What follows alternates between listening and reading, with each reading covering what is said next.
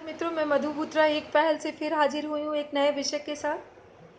कब बोलना है, क्यों बोलना है, कैसे बोलना है, कहाँ बोलना है, बोलने योग्य है या नहीं, ये हमें जरूर समझ में आना चाहिए। वाणी का अपना महत्व है। अकारण बोलने से हमारी ऊर्जा नष्ट होती है और ईसा मसीह ने भी कहा है कि एक दिन अवश्य आएगा जब आपके व्यर्थ के बोले हुए शब्दों का भी हिसाब आपको देना पड़ेगा। कबीर ने बहुत खूब कहा है, ऐसी वाणी बोलिए मन का आपा खोए, औरों को शीतल करे आपहु शीतल होए।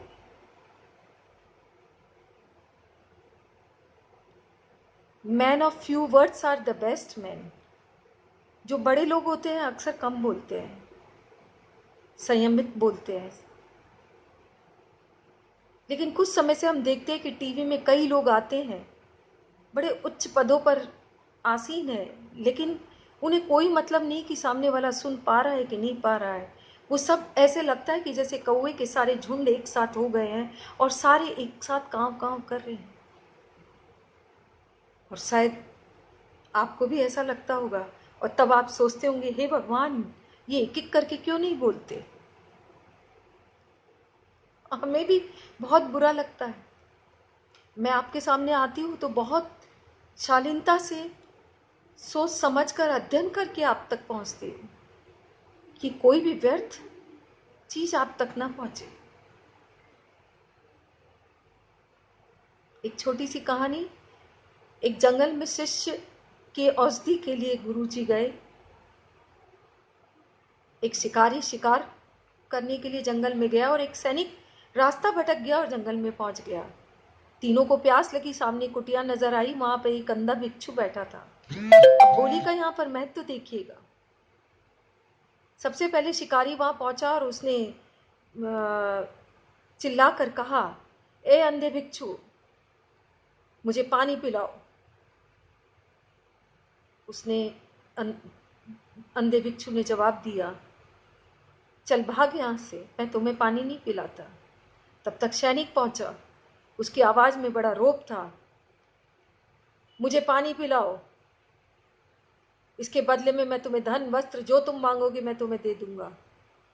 उसने अंधे भिक्षु ने फिर जवाब दिया, मैं तुम्हें भी पानी नहीं पिलाता। तब तक गुरु वहां पर पहुंच गए। उन्होंने बड़ी विनम्रता से आदरपूर्वक कहा कि मुझे बड़ी प्यास लगी है, मुझे पानी पिला दीजिए। अंधा भिक्षु वहां से उठा, लोटे में जल डाला और उसने उस गुरुवर को पानी पिलाया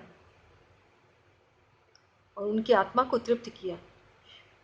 मिठास से हम कुछ भी करवा सकते हैं, लेकिन कड़वाहट से कई बार हम कुछ नहीं करवा सकते।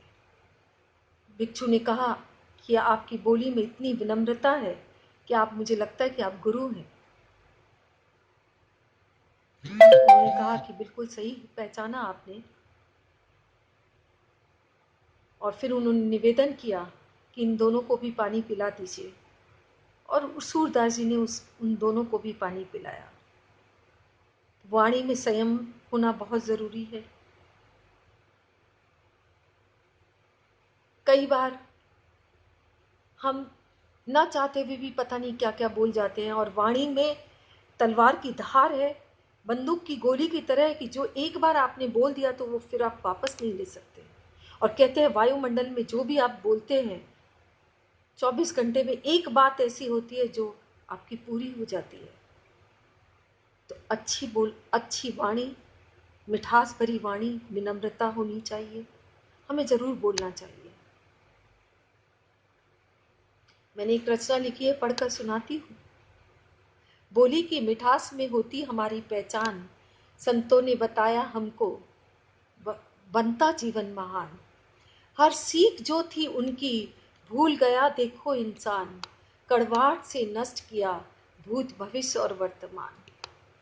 बोली की तीखी मार, तलवार से पैनी धार, हृदय चीर करती घाव, मन भरते दुख के भाव। काव काव करने लगे। अभी कुछ समय से हम देख रहे हैं कि हम अपनी बोली में बड़ा काव काव करने लगे, काव काव करने लगे, कटुवाणी से भरने लगे। ऐसी बोली नहीं सुहाती, अपनों को भी गैर बनाती। कोयल जब कूकू गाती, कोयल जब कूकू गाती, मधुर गीतों का राग सुनाती, ध्वनि कर्णों से भीतर जाती, अंतर मन को बड़ी लुभाती। और ये सच है। मीठी बोली दवा समान, मीठी बोली दवा समान, ईश्वर का अनूठा वरदान।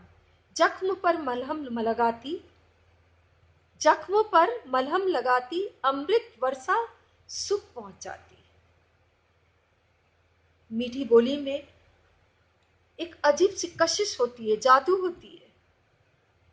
इसमें जब वो जादू होता है जिससे आप किसी को भी आकर्षित कर सकते हो। और जब बोली में मिठास होती है तो आप दूसरों के हृदय को शीतल करते हो। और ये हमेशा ध्यान रखना चाहिए कि हंसी मजाक में भी कहीं ऐसी बोली हमारे मुंह से ना निकल जाए कि सामने वाले को तीर की तरह चुभ जाए। इसलिए बोलते समय हमेशा ध्यान रखना चाहिए। और आपको अगर मेरी बोली पसंद आती हो तो ज़रूर मुझसे शेयर कीजिएगा। इसी भाव के साथ, इसी मिठास के साथ आपकी मधुपुत्रा आपसे विदा लेती है। धन्यवाद।